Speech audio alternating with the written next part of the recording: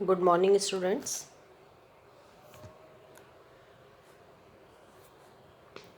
As you know, we are studying second unit Nutrition, Food Science and Technology. Chapter number 5.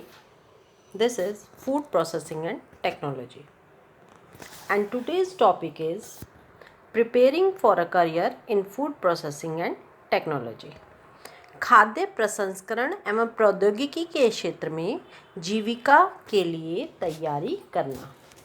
इस topic में आज हम खाद्य प्रसंस्करण और प्रौद्योगिकी के क्षेत्र में जीविका या करियर के लिए क्या क्या तैयारी करनी है वो पढ़ेंगे। देखो बच्चों, जैसा आप सबको पता ही है कि हम 5th चैप्टर पढ़ रहे हैं, तो उस 5th चैप्टर में हमने फूड प्रोसेसिंग को बहुत अच्छे से समझ लिया है कि फूड प्रोसेसिंग क्या होती है, क्या क्या फूड प्रोसेसिंग की इम्पोर्टेंस है, सिग्निफिकेंट क्या क्या हैं, उसके बेसिक कंसेप्ट्स हमने पढ़ लिए हैं कि बेसिक कंसेप्ट्स कौन से हैं।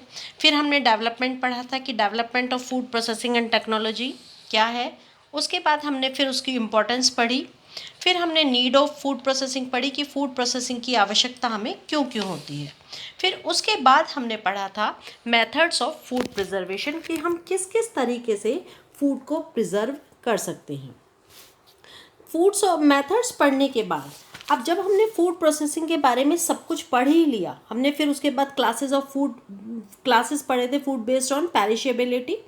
फिर उसके बाद हमने उसके बारे में उसके एक्सटेंट के बेस पर उसका क्लासिफिकेशन पढ़ा था कि एक्सटेंट के बेस पर उसका क्या क्या क्लासिफिकेशन किया जा सकता है। और जब हमने इस फूड प्रोसेसिंग को पूरा पढ़ ही लिया है तो अब हम इसमें करियर बनाने के बारे में पढ़ेंगे कि अब हम इसमें किस किस तरह से करियर बना सकते हैं, अपना करियर हम कैसे डिसाइड करें इसके क्षेत्र में। तो इस टॉपिक के अंतर्गत एक तो हम पढ़ेंगे कि इसके अंदर हमें व्यक्ति के अंदर कौन कौन से ज्ञान और कौशल होने चाहिए। यदि कोई व्यक्ति अपना करियर या अपनी जीविका के लिए तैयारी कर रहा है इस क्षेत्र में, तो उसके अंदर कौन कौन से ज्ञान और कौशल होने चाहिए, और यदि उस व्यक्ति के अंदर वो ज्ञान और कौशल उपलब्ध हैं तो वह व्यक्ति कहाँ से वो सर्टिफिकेट कोर्स या डिग्री कोर्स कर सकता है। यदि उसका इंटरेस्ट फूड प्रोसेसिंग में है तो वो सब हम इस टॉपिक के अंतर्गत कवर करेंगे। तो सबसे पहले हम देखते हैं कि फूड प्रोसेसिंग के लिए है क्या। फूड प्रोसेसिंग हमने पढ़ ही लिया था पिछली सभी वीडियोज़ में।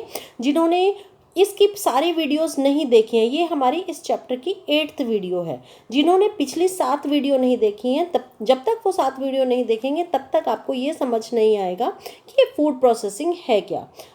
करियर तो आप तभी बनाओगे जब आपको पूरा समझ में आ गया हो कि फूड प्रोसेसिंग है क्या। तो इसलिए सबसे पहले आप फूड प्रोसेसिंग को पढ़ेंगे, पूरी 7 वीडियोज़ देखेंगे। उसके बाद ये 8वीं वीडियो है जिसमें हम करियर बनाने की बात करते हैं। चलिए स्टार्ट करते हैं।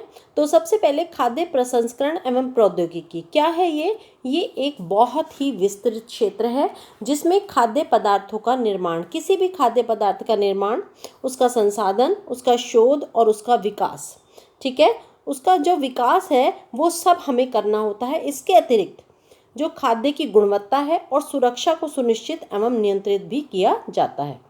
लाभप्रद खाद्य पदार्थों का उत्पादन करना, नियामक मामलों की देखभाल भी इसी क्षेत्र के अंतर्गत आती है।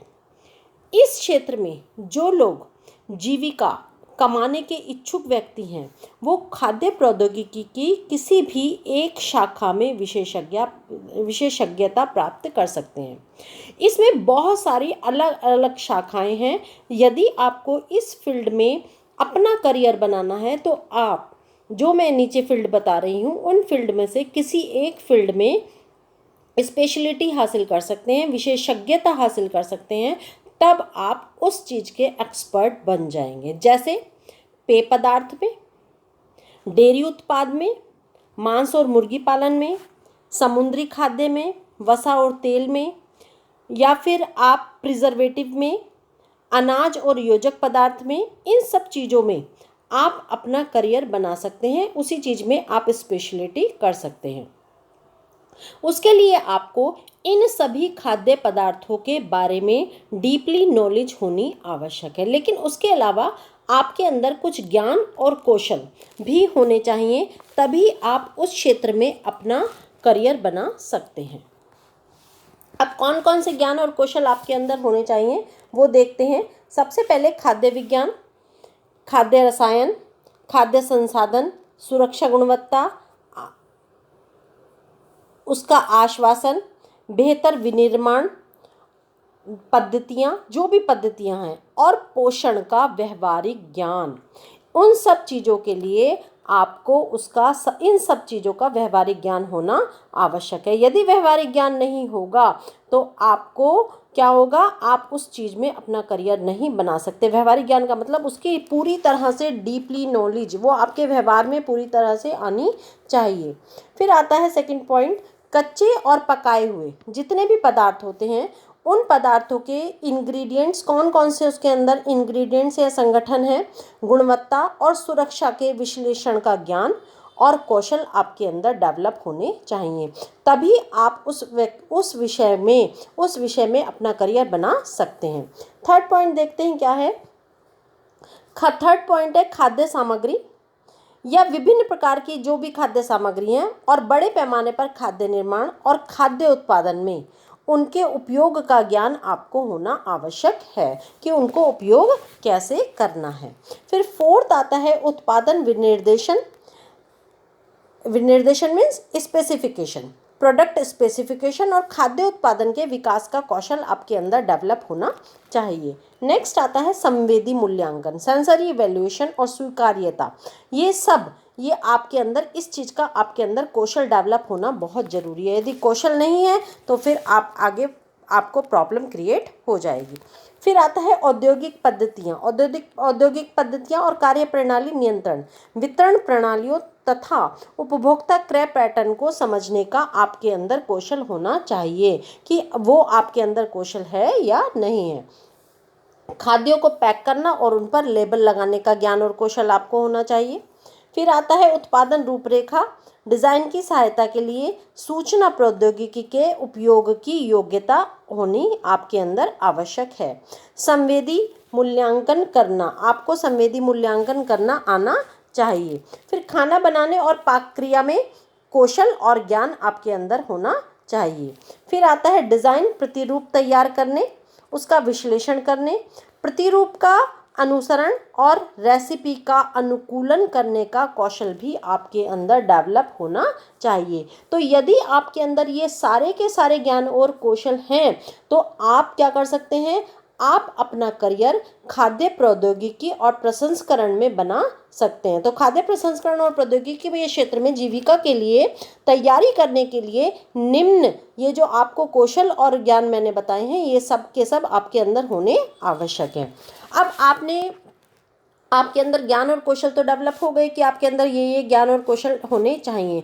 अब आती है बात कि अब हम ये कोर्स जो करना है या इसमें जो आगे हमें डिग्री लेनी है वो कहाँ से करें, कहाँ जाएं इसके लिए। तो इसके लिए हम बात करते हैं CFTRI।